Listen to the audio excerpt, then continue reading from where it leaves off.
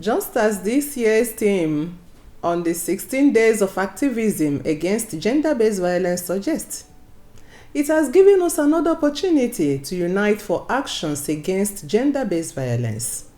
To do this effectively, we must work together to break the silence and cycle of violence.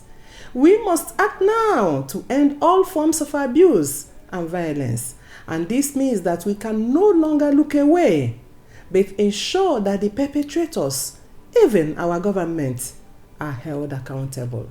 No religion allows for violence to be meted on one partner or the other, and we must carry this message to families to ensure that we reduce the incidences of gender-based violence by partners, because if it continues to be perpetrated at the family level, it means that children will carry it over from one generation to the other. The issue of bandits who go knocking at the doors of families at night in the rural villages to borrow their wives. These wives are their wives or their daughters. These females are taken to the bush to be raped. That is the highest form of gender-based violence. I wish and pray that the government of Nigeria, in collaboration with global partners, will be able to take action on this. It is getting out of hand. Women and girls in rural areas have become very vulnerable to these violations. On behalf of the Interfaith Dialogue Forum of African Union, I wish to join all to remember that peace begins from home. The respect we accord our women reflects the society we have built over the years for today and tomorrow.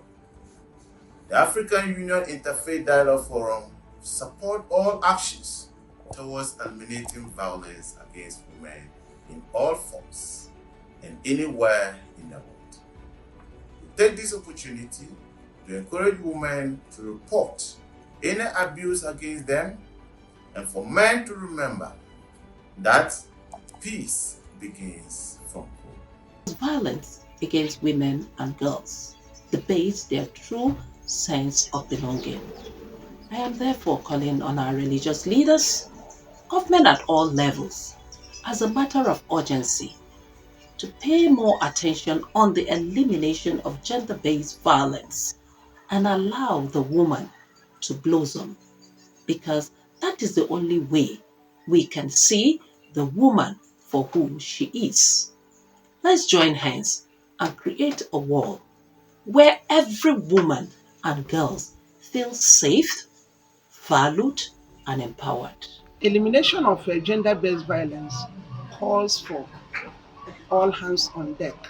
Civil societies, faith-based organizations, NGOs, governments, institutions should all join hands to make sure that this evil is eliminated.